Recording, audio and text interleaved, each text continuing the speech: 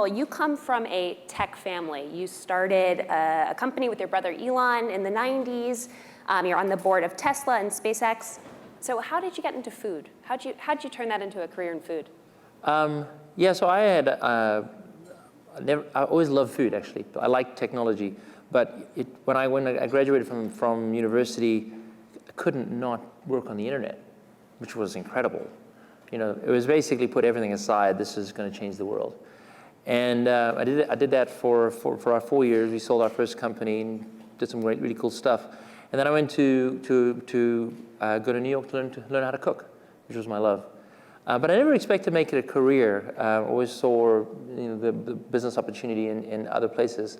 And then I was actually there for 9/11, and it was quite an extraordinary experience for me personally, because I graduated recently as a chef and was one of the few people that could volunteer to cook for the firefighters. And I did that for about 6 weeks, and it was one of the worst and best things that I ever had the opportunity to do. But it taught me what food can do for community, to bring the firefighters back and just feed them in the most traumatic of circumstances. So it was after that I just felt like I needed to do a restaurant. I didn't really have a lot of thought why. I just needed to do it, and I did it. It was much more successful than I ever expected. People always said restaurant businesses are hard. Tech companies are really hard. Anyone who thinks restaurants are hard, try doing a tech company. And I really, really loved it. And maybe part of the reason I didn't find it that hard was because I loved it. Right. And then I went through a period of time where I was still dabbling in tech, and had a very intense accident in 2010. Broke my neck and was paralyzed on my left and horizontal. Can you tell people what happened? Yeah, sure. I was going down a ski hill on an inner tube, one of those little children's runs. And I was with my 4-year-old, and thank God he's safe. And it landed on my head, going 35 miles an hour, and broke open my spine, and just they fixed me. But it was quite extraordinary to have a 2-month period of being horizontal, where you get to restart your life. And since then, I chose to just work on food. So that was when you committed yourself? Yeah, up until that point, I always sort of saw food as not something that's scaled, and that it's kind of nice and precious and so forth. But having worked on restaurants and seeing the impact they have on the community, and having worked with school gardens and seeing how much impact they have on kids and food and how important that was, I just kind of determined then and there I was going to just focus on it and figure out how to scale. And got to say, I don't look back. It's been amazing. It's been an amazing 6 years now. So the kitchen, which is your restaurant, is actually more than a restaurant. What's the premise behind it?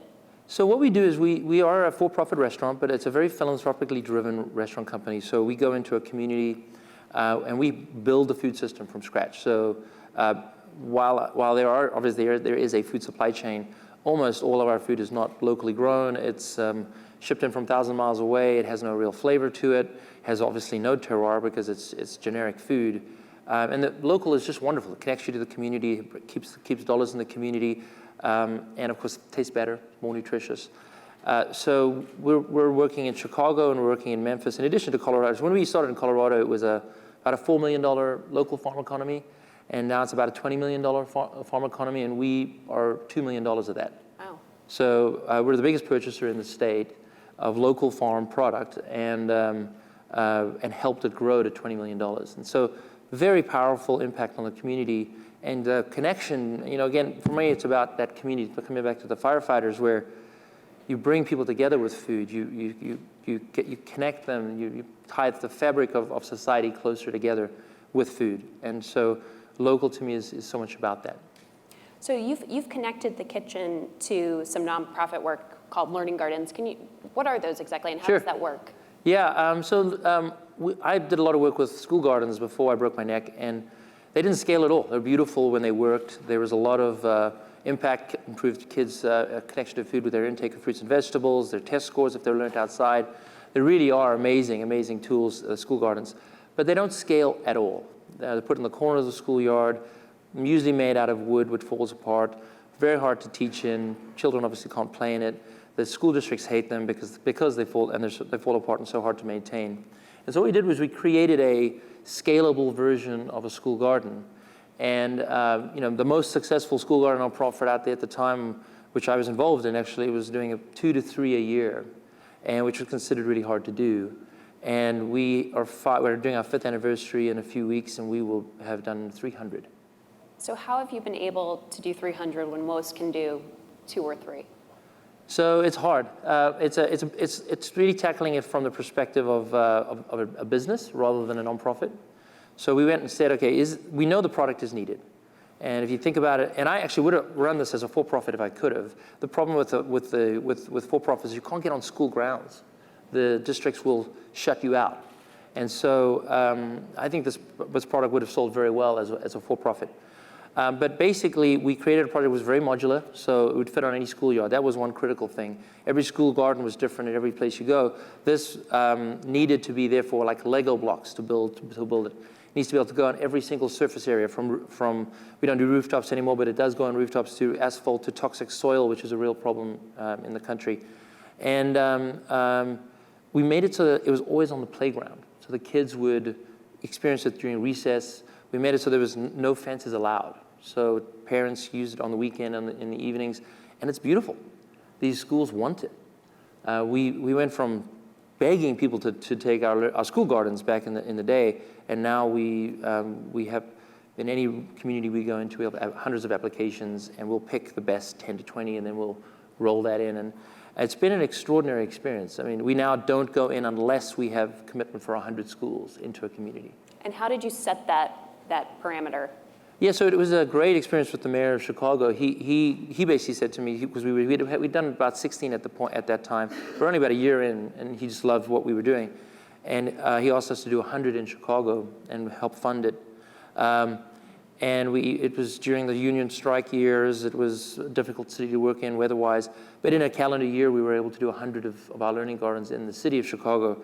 And we just found out how much more cost-effective that was, how much more engaged the teachers became, how much more engaged the district became. The district was able to really pay attention at that scale, because they can put professional development credits towards it if it's 800 teachers. If it's 2 or 3 teachers doing a pet project, it's really tough.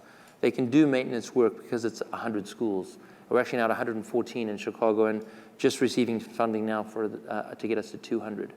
So that scale, I really believe, is what's made all the school districts pay attention and has unlocked funding in a lot of places. I want to make sure we have time for questions, but before we do, I want to ask, how have you applied and taken what you've learned from tech to the food world?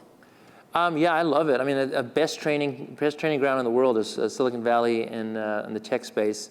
I think my favorite example is Tesla, where we don't go into a community and think we're going to sell 1 or 2 cars. We go into a community and we make sure that by the time we're done, we own that community. Tesla is a big part of it, and we instead of spreading ourselves thin, we focus on a community. And I've learned how to do that with our nonprofit, where in the regions they have P&Ls. They run it like a P&L. They sell product. It's a truly sustainable business that happens to be a nonprofit.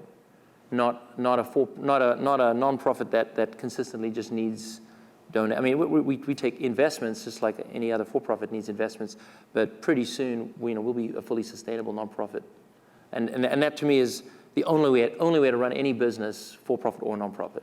Great. Do we have any questions? Do I see any questions? Right up here in the front. Thank you. Lisa Ann Pinkerton, Women in Clean Tech and Sustainability. What is a community that you would really love to be working in, and why, that you're not in right now? I think that there's 2 communities that we think are critical for our success long term, and for the success of our society and children at food. One is DC because of the political center, and the other is the New York area because of you kind of get access to, you reach just as many kids in Memphis or in Atlanta or anywhere else, but you get access to a worldwide audience when you work in either of those 2 markets. So I'd say those 2 are very important to us. And in the meantime, we negotiate with every community. And again, we do 100 at a time, so we never ever turn down a community. But we're starting to really think carefully about, because of the national presence we have as a nonprofit now, how important DC might be, or or New York City. Any other questions? Oh, back there. Hi, Ann Mulkern with Climate Wire. I'm curious if you've ever done any calculations of what you're saving in terms of carbon emissions, oil, anything like that, because of the lack of food being transported from Argentina or other places. Oh, I think there's a lot of great things going on that are addressing things like that. But our learning gardens are really designed as outdoor classrooms, and so the quantity of vegetables is not the goal. So it's going to have more about if you think about all of the kids we're reaching, which are now 150,000 kids every school day, the impact that they'll have when they're older, because they can understand how ecosystems work, they understand what proper food they should be eating, they understand more about the climate. I think that the compounding effect of them over their lifetime will be extraordinary. Great. Any other? Oh, right here. This is Jamie from Grove. I'm curious how the kids are interacting with these gardens. Is it an extracurricular thing through gardening clubs, or is it actually a part of the science curriculum? So we actually train the teachers on science. That's all we do. We teach them. We don't teach them how to teach nutrition or gardening or anything like that. We just teach them how to teach science outside. They already know how to teach science, but they don't know how to do it outside. They're afraid of being in a garden. They're afraid of working with vegetables, and they've just never done it. So it's critical for us to just get them outside and learning about the outside. One of the most beautiful things that schools will do, we have a story of a school in LA called Gompers, which is one of the most challenged schools in the city. And what this teacher does is use the learning garden as a reward system, because it's so popular with the kids to be out there. Until we came along, I mean, they were literally feeding them Cheetos as a reward system. It's awful. And these are obese children. I mean, it's really some of the saddest things you can see. And now the teacher will guard the garden because there's cherry tomatoes and strawberries that she'll now use as a reward system for the kids. They'll do a lesson, and then the top kid in the class will get to eat one of the strawberries. It's one of the most beautiful things to see. Well, I'm going to ask the last question, but if there are extra questions, you can tweet at Kimbal. I think we're going to put his Twitter handle up. In your view, what is the biggest way the food system needs to change? I think we really need to get our kids connected to what food is. Right now, we have children that think food comes in a McDonald's box or plastic wrap. They think processed food is actually food. It's not. It's high-calorie, low-nutrient garbage. And with a change in their direction, we'll be able to take away. Right now, the children, we're actually creating a tragedy both at the personal level, where children are coming into school not obese, leaving obese, and then at the national level, we're creating expensive, unproductive people. It's a disaster at every level. So getting kids connected to food in every community is the most important thing that I believe I could do in food today.